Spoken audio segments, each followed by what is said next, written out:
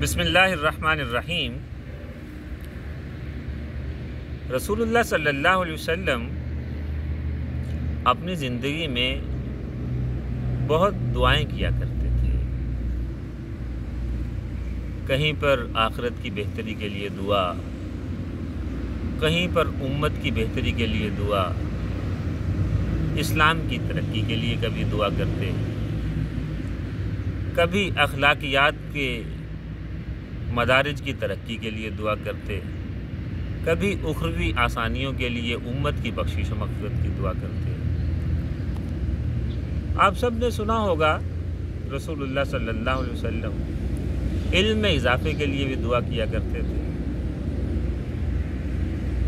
تو پتہ چلا رسول اللہ صلی اللہ علیہ وسلم کی سیرت کو مجموعی طور پر دیکھتے ہوئے کہ رسول اللہ صلی اللہ علیہ وسلم مفید چیزوں کے لیے دعا کیا کرتے تھے۔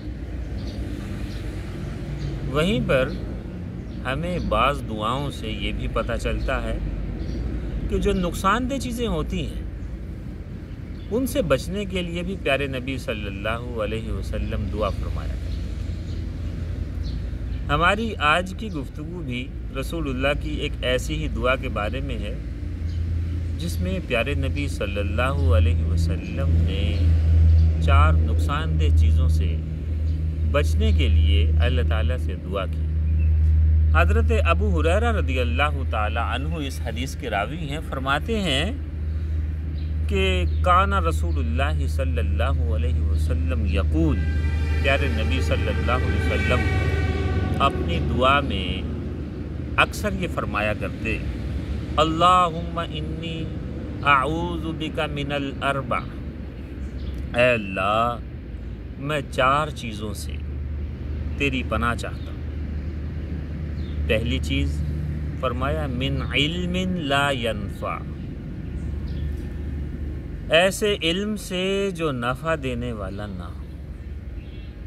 دوسری چیز فرمایا ومن قلب لا يخشع، ایسے دل سے جس میں عاجزی اور خشوع نہ ہو۔ تیسری چیز فرمایا ومن نفس لا تشبع، ایسے نفس سے جو کبھی سیراب نہ ہو۔ اور چوتھی چیز فرمایا ومن دعاء لا يسمع، ایسی دعا سے جو قبول نہ ہو۔ عزیز طلبہ، یہ حدیث انتہائی اہم اور قابل توجہ ہے۔ اس پر اگر غور کریں تو اس میں نصیحت کے بہت سے پھول نظر آئیں گے۔ مثال کے طور پر پہلی چیز کو لیں کہ میں ایسے علم سے تیری پناہ چاہتا ہوں جو نفع نہ ہو، نفع دینے والا نہ ہو۔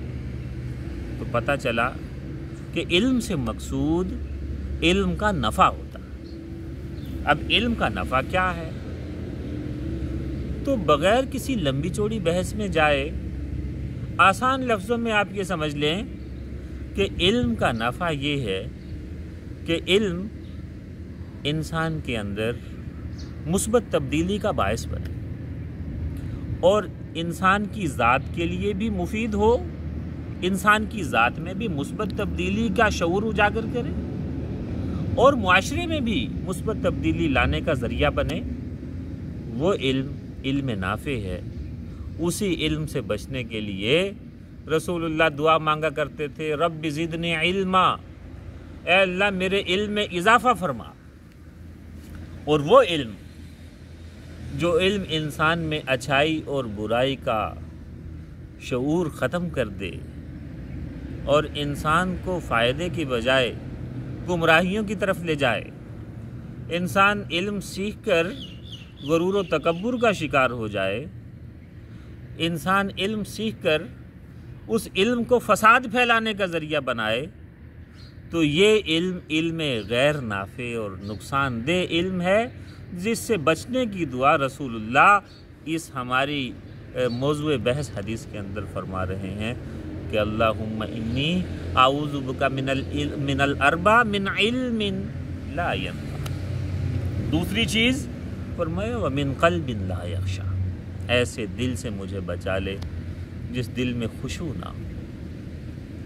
تو یہ بات بھی تعلیم امت کے لیے انتہائی اہم ہے کہ اگر انسان کے دل میں خشوع نہ ہو، اللہ کا خوف نہ ہو، عاجزی اور انکساری کے جذبات نہ ہو، خدا کے سامنے عاجزی اور فروتنی کا جذبہ اپنے دل میں انسان نہ پاتا ہو، تو پھر انسان غرور و تکبر میں مبتلا ہو کر شیطان کی پیروی میں بہت آگے نکل جاتا ہے اور اپنے آپ کو جہنم کے راستے پر ڈال دیتا ہے، اللہ تعالیٰ کی ناراضگی کا حقدار ٹھہرتا ہے اور کار ضلالت اس کا مقدر بن جاتا ہے۔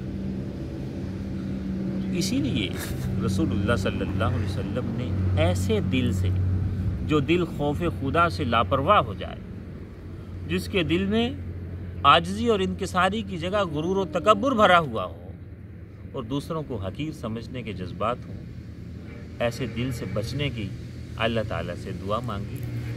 اور تیسرے نمبر پر پیارے نبی نے ارشاد فرمایا وَمِن نَفْسٍ لَا تَشْبَعُ، ایسے نفس سے تیری پناہ چاہتے ہیں جو کبھی سیراب نہ ہو، ایسا نفس، ایسا دل جس کی خواہشات کبھی ختم ہی نہ ہوتی ہوں۔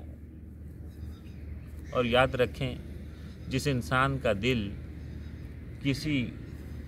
اب اس کی خواہشات لامتناہی ہوں، بڑھتی ہی چلی جاتی ہوں، خواہشات کبھی پوری ہی نہ ہوتی ہوں، کبھی کوئی حد ہی نہ ہو ان کی، تو ایسا انسان بالآخر اپنی خواہش کو اپنا خدا بنا لیتا اور پھر وہ کمزوروں کا استحصال کرتا چلا جاتا ہے اور مزید سے مزید تر کی تلاش میں حلال و حرام کی پرواہ کیے بغیر اچھائی اور برائی کے فرق کو مٹاتے ہوئے ایسی حرکتیں کرتا ہے کہ انسانیت شرما کر رہ جاتی ہے۔ کہیں پر وہ مال و دولت کی حرص میں ٹیکس چوری کرتا ہے، ملاوٹ کرتا ہے، ڈاکے ڈالتا ہے، چوریاں کرتا ہے، غریبوں کے حقوق مارتا ہے، کمزوروں پر ظلم کرتا ہے، غرضے کہ انسانیت کا لبادہ اتار پھینکتا ہے۔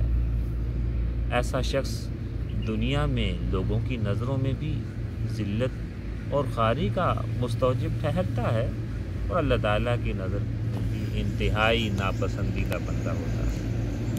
اور چوتھی چیز جس سے بچنے کی پیارے نبی نے دعا مانگی وہ تھی ایسی دعا جو قبول نہ کی جائے۔ تو ایسی دعا جو قبول نہ ہو وہ کون سی ہوتی ہے، یہ بھی جان لینا ضروری ہے۔ تو مختصر لفظوں میں یہ سمجھ لیں کہ دعا مانگنے کے کچھ آداب ہیں۔ ایک تو یہ کہ دعا مانگنے والا شخص حلال کھاتا ہو، حلال پہنتا ہو، سچ بولتا ہو، جائز کام کی دعا کرتا ہو اور اس کے لیے کوشش بھی کرتا ہو۔